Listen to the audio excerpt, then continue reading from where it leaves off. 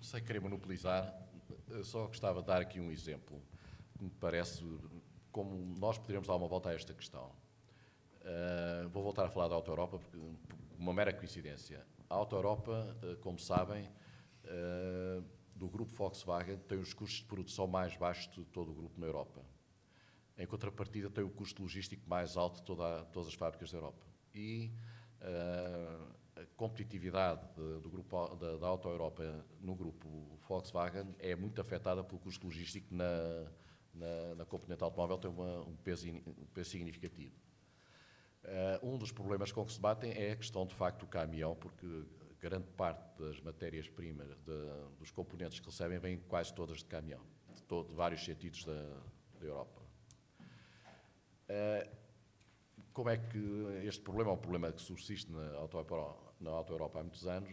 Nesta procura de soluções, olharam para a ferrovia e questionaram a ferrovia.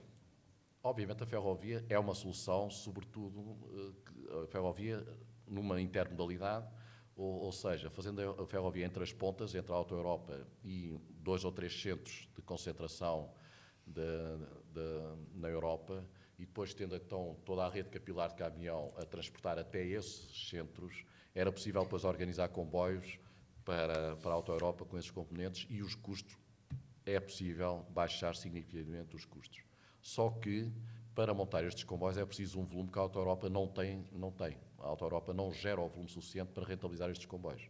E não podia estar a pedir à ACP Carga que, por muito simpáticos que eles sejam, que perdessem dinheiro para que a Auto Europa pudesse melhorar a sua performance.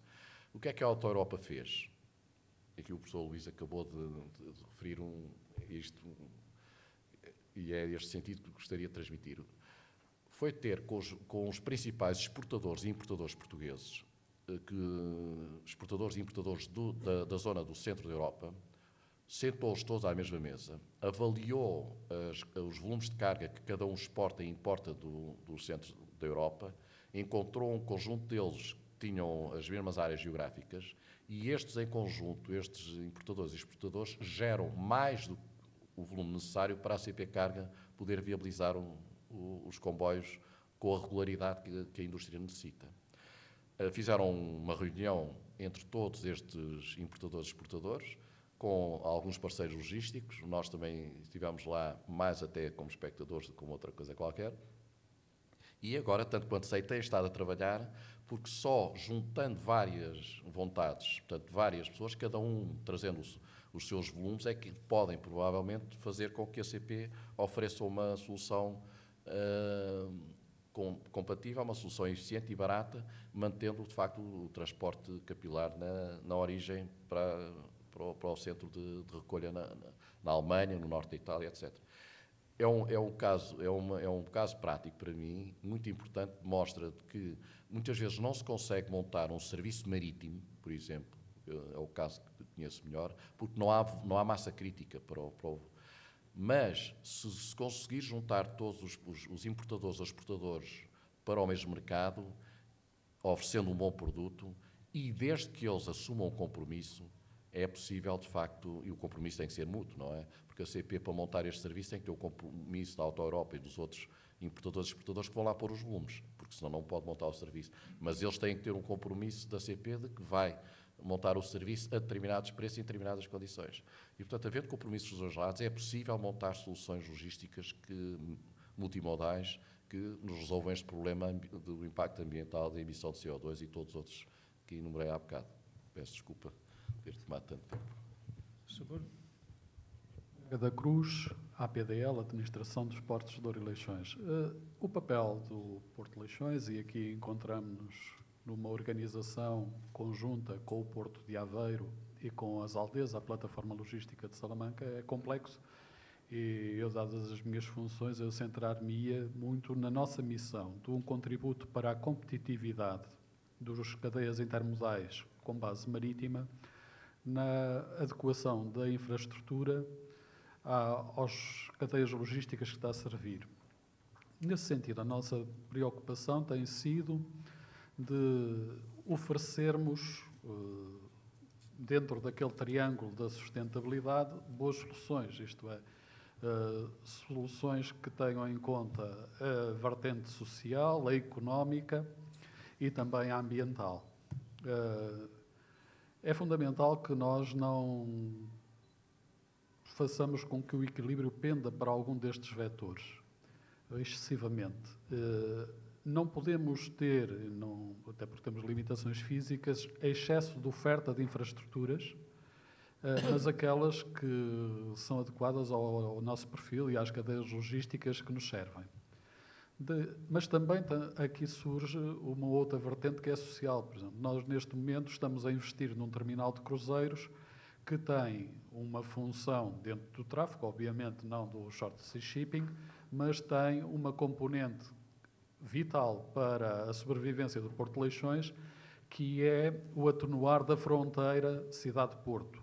Aquela obra tem uma vocação dupla, que é atender ao tráfego de cruzeiros marítimos e, simultaneamente, criar um canal de abertura da cidade que nos acolhe, que nos envolve com o Porto, de forma a que o Porto seja sentido como uma parte da cidade e assim viabilizemos a sua permanência ao longo do tempo. Uma outra vertente da nossa atividade tem sido a de criar condições para que alarguemos a participação da infraestrutura Porto de Leixões nas cadeias logísticas. E isto achamos que o conseguimos perseguindo a construção da plataforma logística junto ao Porto de Leixões, junto aos grandes centros de tráfego e construindo parcerias, e neste caso a parceria que ao longo dos anos temos vindo a construir, ainda a grandes resultados com a plataforma logística de Salamanca, com a Zaldeza, é para nós também o caminhar no sentido de beneficiar a competitividade de soluções de short sea numa cadeia mais alargada, otimizada, com uma rede de plataformas logísticas associadas a uma rede de portos. Há aqui dificuldades e que é impossível escamotear. Aqui foram aflorados, que é a articulação com o modo ferroviário do Porto de Leixões.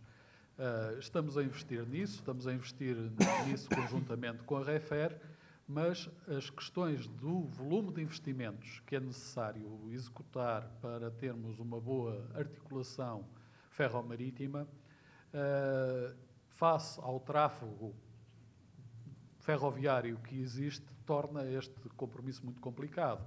E por isso nós temos que avançar nesse sentido quando tivermos as garantias de que não estaremos a penalizar os outros utilizadores do Porto. São problemas complexos, mas que nós, enquanto detentores de uma infraestrutura vital para o transporte intermodal de base marítima, procuramos desta forma, que não estou aqui para dar lições a ninguém, mas para dizer qual tem sido o racional da nossa prática ao longo dos anos. Muito obrigado.